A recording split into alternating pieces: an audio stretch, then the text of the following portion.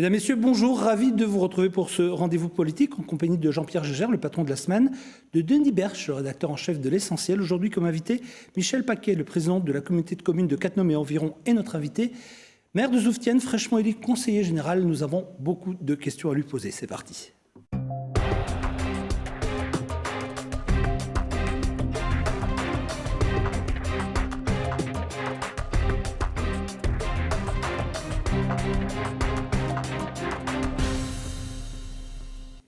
Jean-Pierre, bonjour. Bonjour. Bonjour Denis. Bonjour. Monsieur Paquet, bonjour. Messieurs, bonjour. Alors, première question, c'est vrai que vous êtes fraîchement élu conseiller général, c'est vrai que vous êtes président d'une communauté de communes qui est plutôt riche, qui fait des envieux. Ah si, je peux vous confirmer, on dit que vous êtes l'homme qui monte en région. Vous en pensez quoi de cette définition ? L'homme qui monte, vous savez, je pense que je suis un élu comme beaucoup d'autres. On essaye de faire notre travail. Après voilà, je crois que les faits sont là. Il y a des élections, il y a des échéances, on y va et on est élu. Donc je ne crois pas que c'est l'homme qui monte. Un élu comme beaucoup d'autres qui essaye de faire son travail. Alors sur la définition du caractère stratégique de Cattenom, sur la richesse du secteur et les enjeux. Alors je crois qu'effectivement, vous savez, il faut remettre les choses dans leur contexte. C'est vrai que pour beaucoup, quand on voit fumer les tours de Cattenom, on pense que le territoire de Cattenom est un canton et un territoire riche. Alors, je ne vais pas dire qu'on est pauvre. Je ne veux pas dire le contraire. Non, mais par exemple, il faut quand même savoir que des communautés de communes comme Mézières, au moment où on avait la taxe professionnelle, je veux dire, quand nous percevions 8 millions d'euros, ils en percevaient 24. Mais vous avez choisi juste l'exemple qu'il fallait, là. Il y en avait d'autres, il y a 51 autres cantons en Moselle. Tant qu'à faire, autant prendre le bon. Mais voilà, donc je veux dire, l'avantage, entre guillemets, du territoire de Cattenom, est effectivement, d'une part, il y a la centrale nucléaire qui a apporté des richesses sur ce territoire, mais c'est aussi un territoire qui a beaucoup besoin de richesses par rapport à sa population qui arrive, qui travaille au Luxembourg. Donc, et on pourra peut-être le voir au cours de cette émission, la communauté de communes de Cattenom s'investit énormément pour la population et pour la population transfrontalière en particulier. Une population qui est certainement une des plus jeunes. Oui, tout à fait. Je veux dire, quand on regarde un peu les chiffres en matière de démographie, le territoire de Cattenom a gagné 5000 habitants. Pendant le même laps de temps, la région Lorraine en gagnait que 1800. Donc effectivement, c'est une population très jeune. Et là, la communauté de communes de Cattenom met en place des services tels que des crèches. Nous allons construire prochainement notre 4e crèche en milieu rural à Étanges-Grande. Je crois que c'est quand même très important. C'est des investissements importants. Et sans la centrale de Cattenom, la collectivité ne pourrait pas aujourd'hui les supporter. Justement, puisqu'on parle de la centrale de Cattenom, on est dans l'actualité avec ce qui se passe en ce moment au Japon autour de Fukushima. Est-ce qu'en tant que maire de Cattenom, vous êtes un homme inquiet ? Pas maire. Oui. Alors, maire de Zouftienne. Est-ce que vous êtes un homme inquiet ? Alors, je crois que, déjà, la première des démarches qu'on doit avoir, je crois, c'est avoir un sentiment et une pensée pour nos amis japonais. Je crois que ça, c'est la première des choses, c'est le premier sentiment. Ensuite, sur l'inquiétude. Vous savez, alors moi je ne suis pas un technicien, mais la conception des centrales nucléaires au Japon est une construction plutôt de type américain. Là, Cattenom, c'est une construction bien sûr française, avec des systèmes de sécurité complètement différents. Il faut savoir que, par exemple, s'il n'y a plus d'électricité, rien que par le niveau, on sait noyer la piscine à Cattenom. On sait l'alimenter en eau en permanence. Vous savez, si on n'a plus d'électrovanne qui fonctionne, il suffit d'ouvrir mécaniquement les conduits d'eau, on arrive... Donc voilà, donc ça, je crois qu'il y a déjà une première différence. Et puis, vous savez, je crois que M. Dupré-Latour, le directeur du CNPE, je pense que les agents EDF, c'est quand même des gens qu'on côtoie au quotidien. C'est des gens qui nous rassurent de par leur technicité. Vous savez, moi-même, qui suis un technicien, j'ai travaillé 11 ans à la SMAE Intremerie. Je veux dire, j'ai confiance dans le savoir-faire de nos techniciens qui sont sur Cattenom. Donc votre sentiment profond, c'est plutôt un sentiment de confiance et de sérénité par rapport à l'équipement ? Oui, alors tout à fait. C'est un sentiment de confiance, de sérénité. Vous voyez bien les agents EDF, nous-mêmes élus, nous habitons ce territoire. Après, je veux dire, si on va aller plus loin, alors bien sûr, il y a la grande question qui est posée actuellement, faut-il sortir du nucléaire ou pas ? C'est la question, voilà, absolument. Je veux dire, effectivement, quand on voit, on peut se dire, toute industrie n'est pas exempte de danger. Regardez ce qui s'est passé à Toulouse. Donc, effectivement, moi je pense qu'on devrait dédier une partie de nos ressources, et c'est d'ailleurs ce qu'on a commencé à Cattenom, en se lançant dans une procédure d'agenda 21 depuis décembre 2010. C'est quoi agenda 21? C'est-à-dire c'est une démarche d'économiser de l'énergie, et de manière à pouvoir accompagner avec de nouvelles ressources, hein, je veux dire, aussi bien ça peut être l'éolien que le photovoltaïque, regarder tout ce qui peut se faire de nouveau dans ce domaine de l'énergie, essayer de les mettre en place, d'accompagner financièrement nos habitants et nous-mêmes, collectivités, aujourd'hui qui avons 85 salariés, de modifier notre fonctionnement sur du papier, sur tout ça. Voilà. Donc on est vraiment rentré dans cette démarche agenda 21. Voilà. Et le 21, beaucoup de gens se demandent ce que c'est, c'était 21e siècle.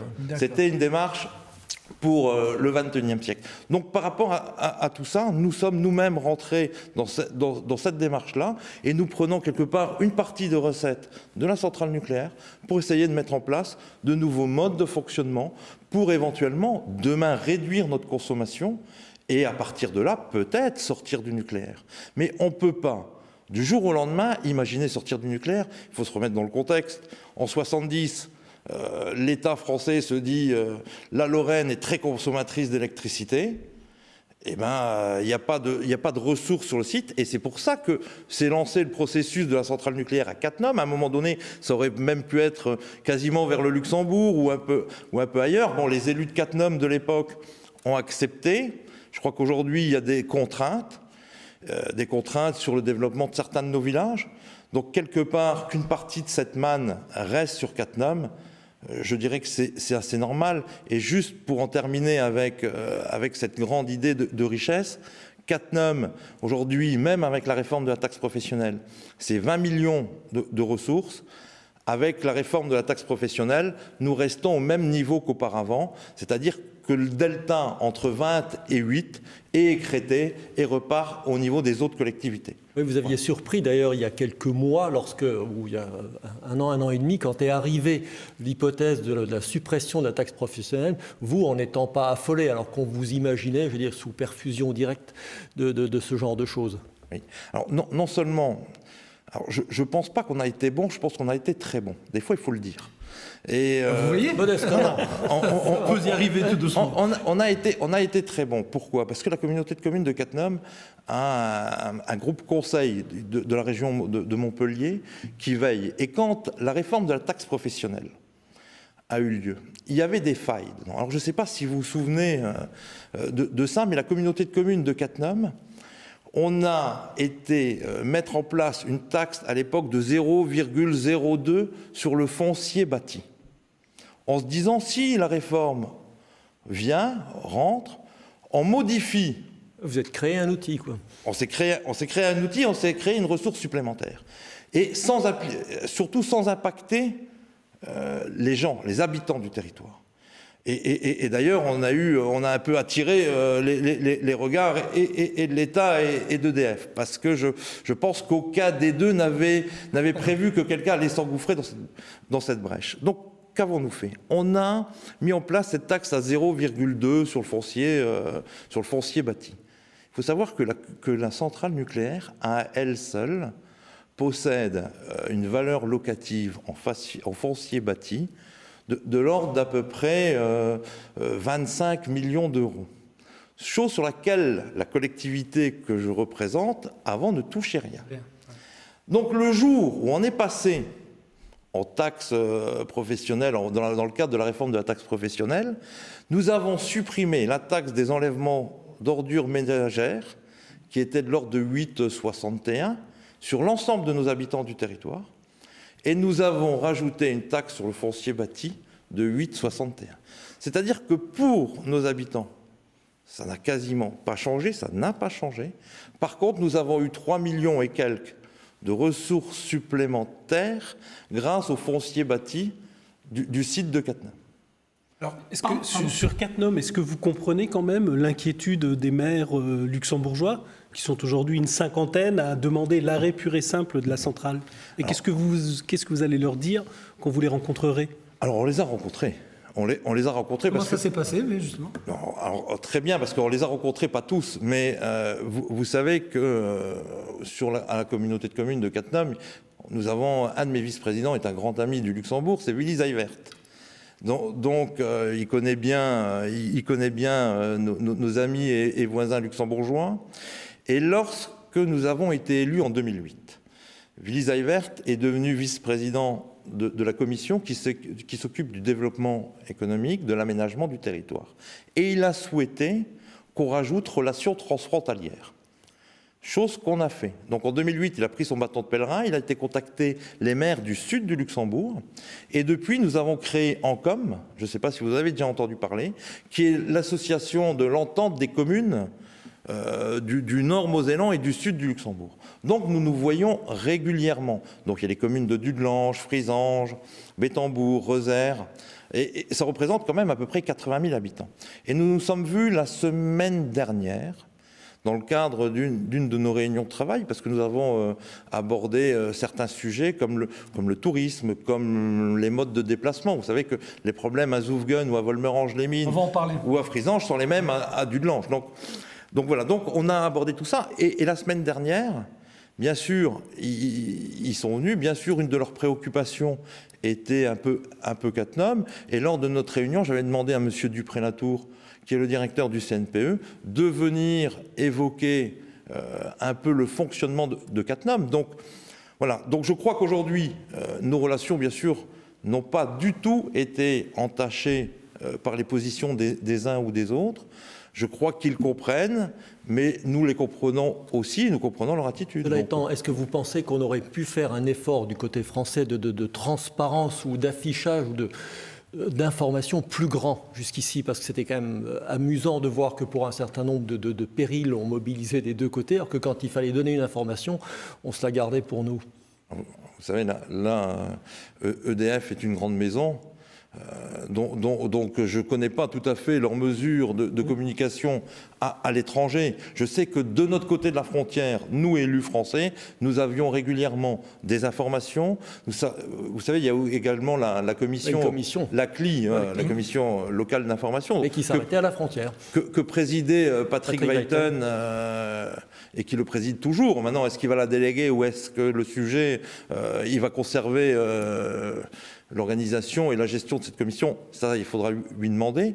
Mais en tous les cas, je pense que les choses devraient bouger dans ce domaine-là aussi et peut-être étendre la communication. Mais là, nous allons, et vous irez peut-être en parler avec le président du Conseil général. À propos, comment vont les relations avec Patrick Weiten? Ça va mieux? Je dirais, ça va très bien. Ça va mieux. Ça va très bien. À une époque, ça n'allait pas aussi bien. À une époque, vous savez, je crois que... Non, très honnêtement, à une époque, ça n'allait pas aussi bien. Alors, effectivement, il y avait à un moment donné où Michel Paquet, sur le territoire de Cattenom, avait des prises de position. Patrick Weiten, qui est en même temps président d'une communauté d'agglos de Thionville, la deuxième ville de Moselle, défendait et défend son territoire. Vous savez, le territoire de Cattenom, et je veux dire, tout le monde l'invite à venir partager leur quotidien. Donc, et les gens vous aiment bien. On nous aime bien, oui, et de plus en plus. Et donc, effectivement, avec Patrick Weiten, nous avions des divergences. Nous avions des divergences au moment de la mise en place du SCOTAT.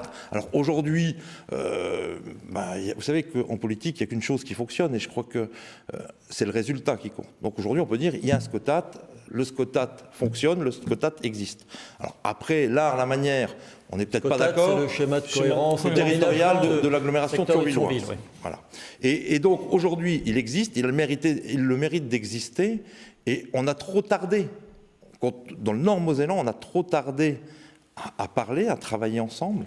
Je pense que vous savez, M. Tarion et M. Weiten ont un grand projet sur le port d'Illange. Oui. Le port d'Illange ne doit pas être que le grand projet des deux communautés d'agglos. Je crois que l'ensemble du Nord Mosellan doit défendre ce projet, que l'ensemble du Nord Mosellan doit, aux côtés de messieurs Tarion et Weiten, porter avec eux ce projet, parce que si un tire dans un sens, les autres dans l'autre, il n'y a jamais rien. On l'a vu avec la 32 par le passé. Je veux dire, il suffit aujourd'hui de dire, voilà, écoutez, vous vous mettez d'accord, et quand vous serez d'accord, on fera. On s'aperçoit que jamais personne n'est d'accord, et du coup, il ne se passe rien du tout. Et même l'ensemble du Nord-Mosellan et nos liens routiers avec le Luxembourg, on n'a même plus d'autoroute, parce que quand vous roulez à 90 km/h, en permanence sur le truc... 90, c'est gentil. Hein. Oui, mais en 90, quand il n'y a personne, mais vous ne pouvez pas dire que vous êtes sur une autoroute. Donc ça, effectivement, aujourd'hui, donc, pour répondre clairement à votre question, mes relations avec Patrick Weyten sont des relations de collègues avec qui on travaille, et on a besoin aujourd'hui, tous les deux, d'une Moselle, d'un Nord-Mosellan fort. Hein, donc, effectivement, avec M. Blanchet, on travaille ensemble. Si votre communauté d'agglomération, qui apparaît comme finalement la mariée la plus prometteuse dans la région, est-ce que vous la voyez se marier avec la communauté Thionville-Porte-de-France, ou est-ce qu'il faut élargir ce cercle, c'est-à-dire concerner aussi le Val de Fensch et pourquoi pas le Val d'Alzette? Alors c'est très simple, parce que vous savez, aujourd'hui, il y a bien cette commission qui d'ailleurs va se réunir pour la première fois vendredi, hein, avec le préfet, qui va réfléchir sur comment les intercos vont évoluer.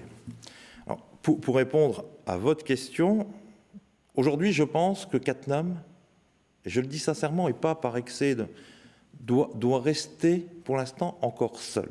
Et je vais vous expliquer pourquoi. Oui. Je vais vous expliquer parce que c'est très important. Ce n'est pas par manque de solidarité avec les uns ou avec les autres. Vous savez que dans la loi, il y a 3 choses essentielles. Donc la première, il faut une cohérence géographique. Cattenom l'a. Oui. Il faut une cohérence financière. Cattenom a aujourd'hui les possibilités de ses ambitions. Il faut plus de 5 000 habitants. Cattenom aujourd'hui est quasiment à 25 000. Et puis il y a le 4e point qui dit le volet solidarité. Alors, sur celui-là, je veux bien, on n'est peut-être pas bon, directement. Par contre, plus loin dans la loi, il y a des choses qui sont très inquiétantes. Et très inquiétantes pour les maires du canton de Cattenom, pour les maires de la communauté de communes de Cattenom. Il est écrit que lorsqu'il y a un regroupement ou une fusion d'intercommunalités, les compétences qui ne peuvent pas être prises, étant donné que chez les uns, elles n'existaient pas et tout ça, retombent dans le domaine communal. Donc une espèce de marche arrière par rapport à... Alors, pour nous, communauté de communes de Cattenom, on risquerait d'avoir une marche arrière. Pourquoi? Parce que nous avons depuis notre existence tellement de compétences. On s'occupe de l'assainissement. On s'occupe de la petite enfance à travers les crèches. On s'occupe de voiries d'intérêt communautaire. On a été déjà jusqu'à classer des voiries d'intérêt communautaire. On a des programmes d'équipement sportif. On a construit une piscine, 2 gymnases. On a le plus grand stand de tir d'Europe avec celui de Munich. Donc voilà, on a un ensemble de fonctionnement et d'équipement. Personnellement, je pense que la bonne démarche serait de dire, voilà, Cattenom, aujourd'hui, ne prend plus de compétences, de manière à laisser ses voisins monter en compétences, de manière à arriver, peut-être pas dans 3 ans, mais sûrement pour la fin du mandat dernier, à réguler un niveau de compétences. Et là, je veux dire, si tout le monde a à peu près le même niveau, la marche pour aller ensemble à la mairie sera sûrement moins haute qu'elle ne l'est aujourd'hui.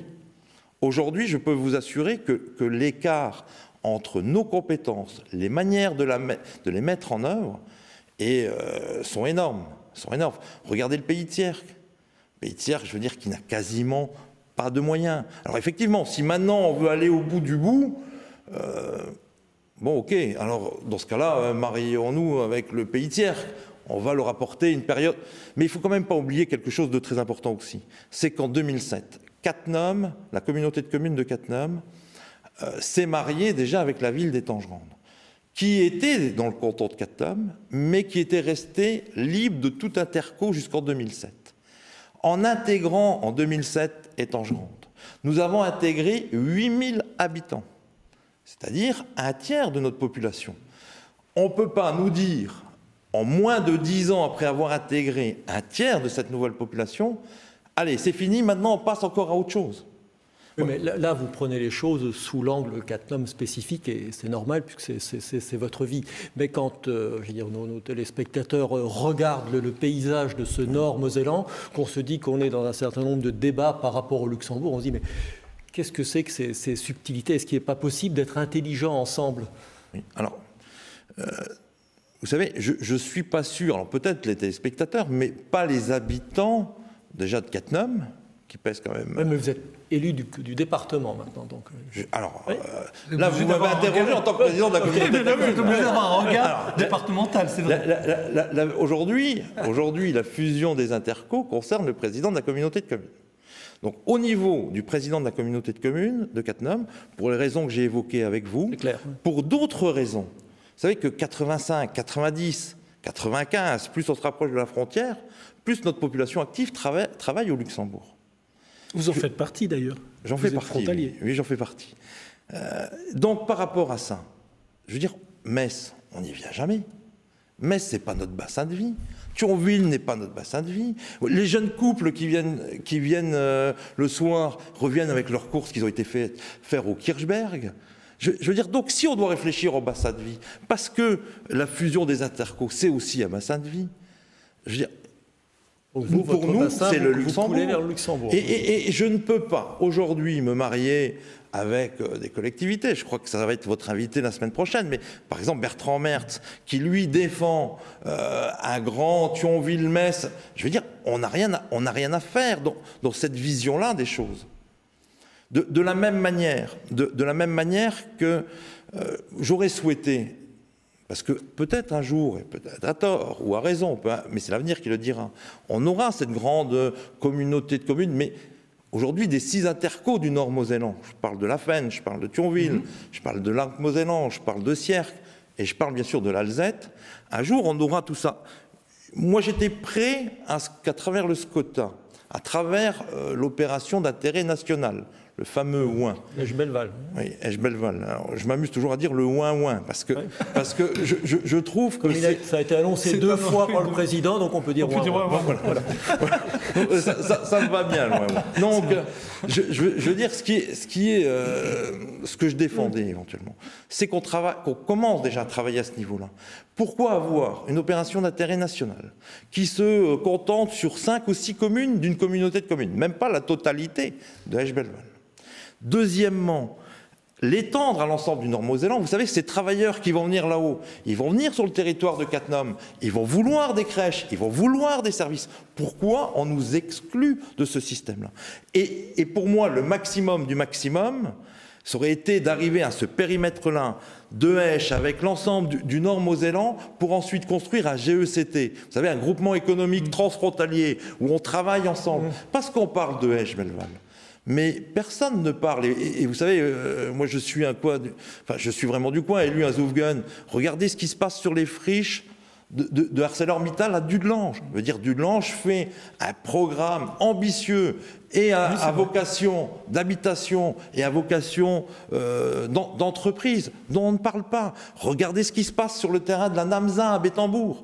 Je veux dire, là, il y a des friches où il y avait auparavant tout ce qui était l'armée américaine ou de l'OTAN sur le site-là. Tout à fait. Je veux dire, on est en train, je crois que les PTT luxembourgeois sont en train de mettre une partie de leur siège, on est en train de développer tout ça sans rien dire.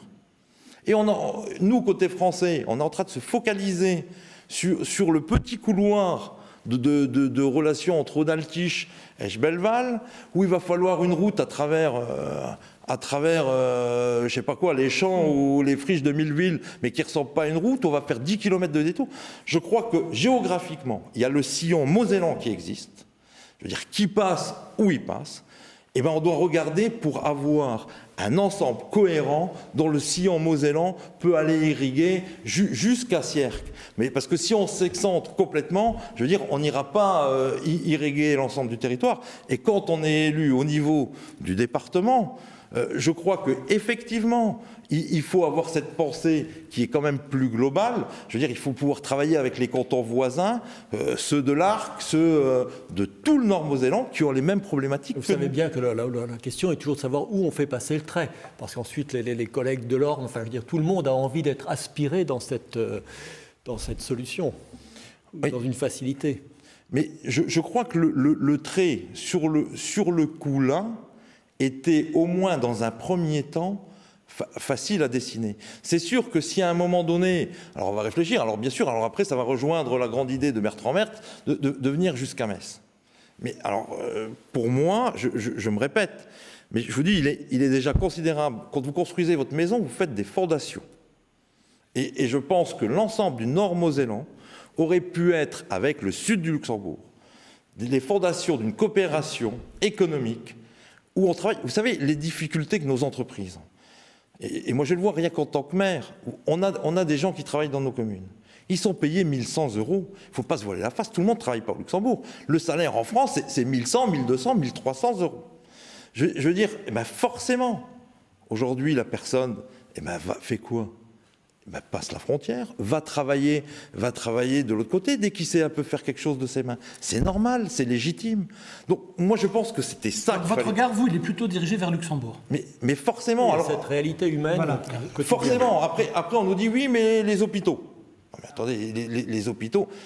Beaucoup de nos compatriotes vont se faire soigner au Luxembourg. Vous avez besoin de porter demain des lunettes, prenez un rendez-vous en France, 15 jours après, vous l'avez au Luxembourg. 15 jours après, vous l'avez au Luxembourg. Parce qu'en France, ça prend 1 an pour avoir un rendez-vous chez l'ophtalmo. 6 mois facilement. Donc voilà, je crois qu'aujourd'hui, et puis nos médecins, alors on a des bons, je ne vais pas me fâcher avec les médecins côté français, mais par rapport aux mêmes problématiques de salaire, combien sont passés la frontière? Donc je crois que si on n'a pas une vision plus globale, plus large, et d'un travail plus régulier en commun avec nos amis luxembourgeois, on ne va pas s'en sortir. Parce que Metz, je dirais que Metz peut être et continuer à rester la ville forte du département de la Moselle, mais si autour de Metz, il y a une synergie, et si autour de Metz, l'ensemble des territoires reconnaît aujourd'hui Metz comme le leader. Aujourd'hui, ce n'est pas le cas. Vous savez, Vous pensez à quoi? Ou à qui, par exemple? Mais à qui nous intéresse? Alors, sans penser à qui, je regarde à l'usage de nos quotidiens. Vous voulez prendre l'avion? Attendez, si l'habitant de Étanges-Grande doit aller prendre l'avion en Lorraine, ou alors s'il doit aller à Luxembourgville, en 20 minutes... Il va vite choisir. Il va vite choisir, quoi. Donc, à un moment donné, il faut arrêter. Voilà. Les choses qui pourraient être un peu négatives quand même, vous dites que vous avez de plus en plus de gens qui s'installent sur votre territoire. En même temps, c'est-à-dire qu'il y a de moins en moins de champs destinés à l'agriculture. Et je sais que vous avez envie un jour de lancer un tourisme vert. Comment vous faites aujourd'hui pour expliquer que finalement tous les terrains sur lesquels on construit sont des terrains qui ne seront plus jamais cultivés? Alors que je sais que c'est quand même un de vos trucs, ça. Oui. Et vous êtes vraiment bien renseigné. Vous êtes vraiment bien. Boulot un peu. Hein.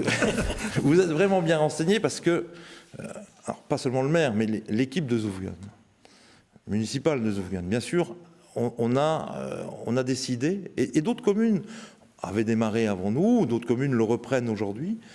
Nous avions démarré un lotissement communal. C'est-à-dire que nous avons nous-mêmes maîtrisé le foncier et le développement du foncier dans la commune. Alors, par rapport aux propriétaires terriens, ça ne les a pas fait trop rire, mais effectivement, il y avait du terrain qui valait 30 €. Après, on leur a dit, mais écoutez, vous nous le vendez avant qu'on le classe constructible, on vous l'achète 980. Donc entre 30 €, vous faites déjà une bonne affaire. Et nous, ça nous a permis quoi? Ça nous a permis, alors qu'à Zoufgone, le terrain, le prix de l'art se vend à 25 000 €. Qui peut acheter aujourd'hui à 25 000 €? 25 000 € là. Oui. À Zoufgone, c'est ça. Et Tangerand d'ailleurs aussi. Les communes aux alentours, c'est pareil. Et nous avons vendu les places dans nos lotissements à 11 800 €. Nous avons donné des priorités à des jeunes pour revenir au village, pour des jeunes qui démarraient de Metz et qui allaient au Luxembourg, de venir travailler. Donc nous avons maîtrisé l'ensemble de la filière du foncier pour justement permettre à des jeunes de venir et de s'installer. Vous êtes allé jusqu'au point de promouvoir un habitat qui soit au moins gourmand en espace? Est-ce que vous essayez d'éviter les pavillons au milieu des parcelles avec des autour? Non, alors on n'a pas été jusque-là. On a eu plutôt une démarche sociale à travers le prix, à travers dans nos lotissements de construire avec un bailleur social tel que l'OJS, parce que pour les raisons que je vous ai données auparavant, tout le monde ne travaille pas au Luxembourg. et bien sûr de faire avec une partie de cet argent des logements sociaux. Parce que là aussi, il y a des besoins. Même quand vous touchez le Luxembourg, vous n'avez pas l'ensemble de votre population qui est... Donc cette vision sociale, pour nous élus de Zoufgen, était quelque chose de très important. Simplement pour répondre à votre question, par rapport au monde de l'agriculture, alors Zoufgen, on a une chance incroyable, c'est qu'en superficie, nous avons 1670 hectares. Nous avons une très grande superficie. Alors une partie est boisée, mais nous avons encore 800 et quelques hectares qui sont que le banc communal, enfin, qui sont des habitations et de la prairie et des champs. Donc, sortir 10 ou 11 hectares au niveau agricole, ça n'a pas forcément gêné, je dirais, les agriculteurs locaux. Par contre, on a eu des nouveaux agriculteurs qui sont installés, un agriculteur qui a modifié sa manière de travailler, qui est allé vers le bio. On a des petits jeunes qui sont en train d'essayer de s'installer. On va essayer de promouvoir ça, vous savez, à travers les terrains qu'on a, mais il faut que l'association foncière s'arrête pour redistribuer un peu les terrains communaux, en donnant des priorités éventuellement aux jeunes qui s'installent. Dernièrement, pour vous citer un peu un exemple, il y a un jeune qui s'est installé pour faire de l'élevage de chèvres et du fromage de chèvre. La commune a demandé comme loyer 30 fromages de chèvre qui sont servis au moment du repas des anciens à la table des anciens. Donc vous voyez qu'on a une politique locale très les pieds sur la terre et dans la terre, parce que ce monde agricole, ce monde rural, je crois que demain, c'est l'avenir de Zoufgen et du canton de Cattenom.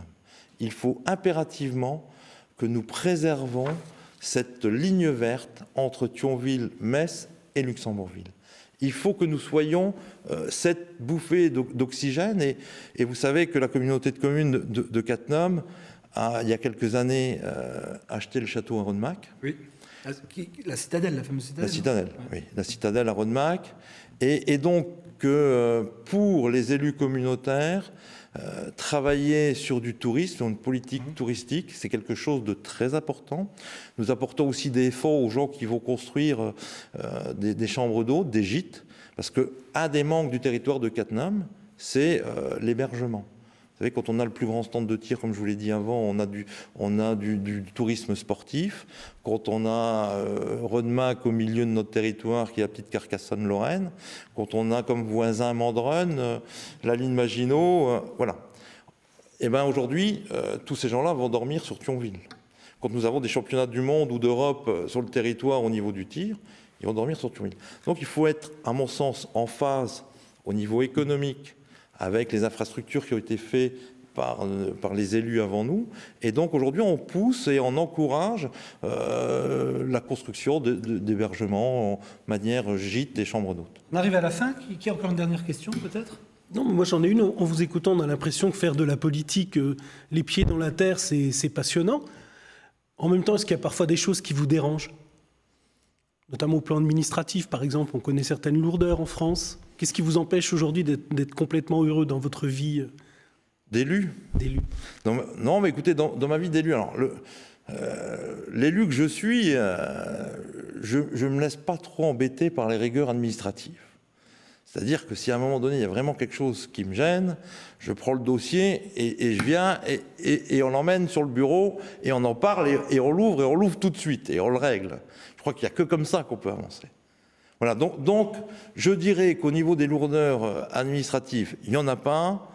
Juste, s'il y a un dernier message dans ce domaine-là, peut-être à faire passer, on veut absolument choisir demain la mariée et on ne se mariera pas avec n'importe qui. Voilà. La dot est trop belle, c'est ça. Okay. Merci beaucoup, Jean-Pierre. Rendez-vous la semaine prochaine, à moins que vous ayez une dernière question. Non, simplement, peut-être, est-ce que le fait d'être élu conseiller général a changé votre vie ? Alors, vous savez, cette question, on me l'a beaucoup posée au moment de la campagne.